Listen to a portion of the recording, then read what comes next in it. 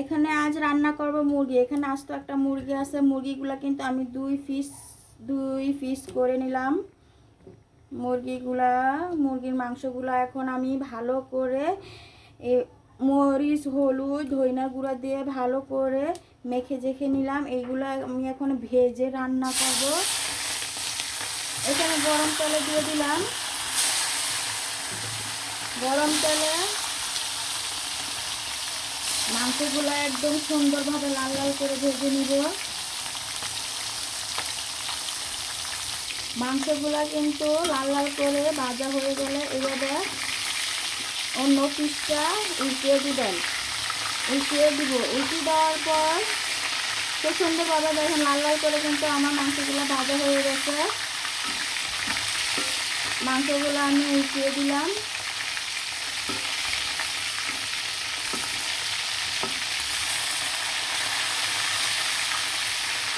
অপর পিসটা দিয়েও আমি ভালো করে লাল লাল করে ভেজে নিব।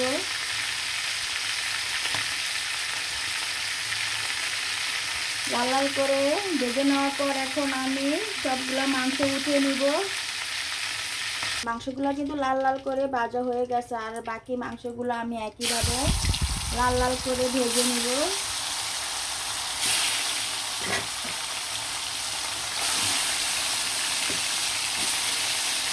খুব সুন্দরভাবে মাংসগুলো আমি লাল লাল করে ভাজবো। বাকি মাংসগুলো দিয়ে দিলাম। মাংসগুলো কিন্তু একদম লাল লাল করে ভাজা হয়ে গেছে। আমি অপর পিসটা দিয়ে উল্টিয়ে দিব। মাংসগুলো দেখেন অবশ্যই দেখতে পাচ্ছেন খুব সুন্দরভাবে লাল লাল করে ভেজে নিলাম। এরকম ভাজা মাংস দিয়ে তরকারি রান্নাটা কিন্তু আসলে অনেক স্বাদ, অনেক মজাদার। অবশ্যই এরকম পোলট্রি মুরগি যদি রান্না করতে চান তাহলে এরকম সুন্দরভাবে লাল লাল করে ভেজে নেবেন। দেখবেন মাংসের মজাটাই অন্যরকম হয়ে যাবে। এখন আমি সবগুলো মাংস উঠিয়ে নিব। একদম সুন্দরভাবে লাল লাল করে ভেজে নিলাম সবগুলো মাংস ভাজা তেলের মধ্যে পেঁয়াজগুলো ছেড়ে দিলাম। এখন পেঁয়াজগুলা বাদামি কালার হয়ে আসা আগ পর্যন্ত অপেক্ষা করব, আর ভালোভাবে নাড়াচাড়া দিব যেন পুড়ে না যায়। এখানে কিন্তু আমি সব ধরনের ময় মশলা দিয়ে দিলাম। আদা রসুন দিয়ে দিলাম, মরিচের গুঁড়ো দিয়ে দিলাম, হলুদের গুঁড়ো দিয়ে দিলাম, ধনিয়ার গুঁড়া, জিরার গুঁড়া, গরম মশলা, সব ধরনের ময় মশলা দিয়ে দিলাম। দিয়ে ভালো করে নাড়াচাড়া দিয়ে দিব, আর একটু পানি দিয়ে দেবো মশলাটা যেন পুড়ে না যায়। মশলাটা ভালো করে কষিয়ে নিব সুন্দরভাবে।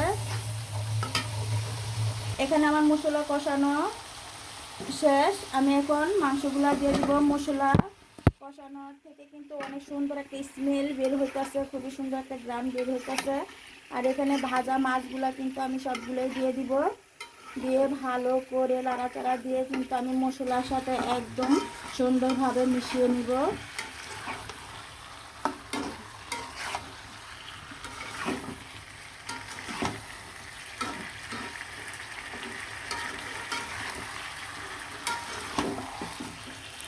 খুব সুন্দরভাবে কিন্তু আমি মশলাগুলা মিশিয়ে নিলাম।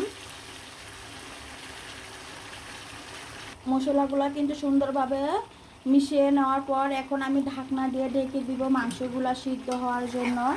আসলে এরকম করে মুরগির মাংসটা যদি ভেজে রান্না করেন তাহলে খুবই অসাধারণ স্বাদ মুখে লেগে থাকবে। অনেকে আছেন বলে মাংস দিয়ে নাকি ভালো লাগে না বা মাংস খেতে ইচ্ছে করে না। এভাবে রান্না করে দেখবেন, আসলে খুব ভালো লাগবে। আর বাচ্চাদের জন্য আমার কিন্তু কন্টিনিউ এরকম মাংস রান্না করতে হয়। এক এক সময় এক এক রকমভাবে আমি বাচ্চাদেরকে রান্না করে দেই। বাচ্চারা খুবই পছন্দ করে আমার হাতের রান্না খেতে।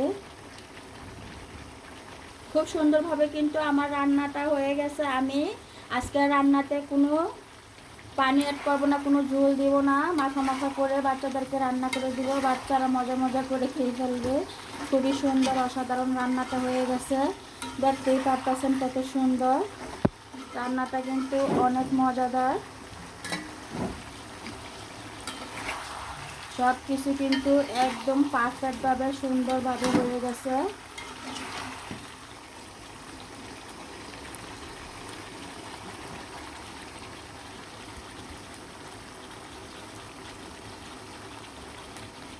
খুবই সুন্দর লোভনীয় একটা তরকারি রান্না করে ফেললাম, খুবই মজাদার একটি রান্না। এরকম মাংসগুলো খুব সুন্দরভাবে রান্না করে দিলে, ভাজি করে বাচ্চারা অনায়াসে খুব মজা মজা করে খেয়ে ফেলে। আর বাচ্চারাও এভাবে রান্না করে দিলে পছন্দ করে। আমি আর মাংসগুলো একদম সুন্দরভাবে পারফেক্টভাবে রান্না করে ফেললাম। সবাই ভালো থাকেন, সুস্থ থাকেন, সবসময় হাসি খুশি থাকবেন, শরীর স্বাস্থ্য দুটোটাই ভালো থাকবে। আল্লাহ হাফেজ। আর রান্না করে করে এভাবে খেয়ে ফেলেন। মজাদার মজাদার রান্না দেখতে অবশ্যই পেজ আর ইউটিউবের পাশে থাকবেন। আপনাদের সাপোর্ট পেলেই ভিডিও করার উৎসাহ জাগে। সবাই ভালো থাকেন, সুস্থ থাকেন।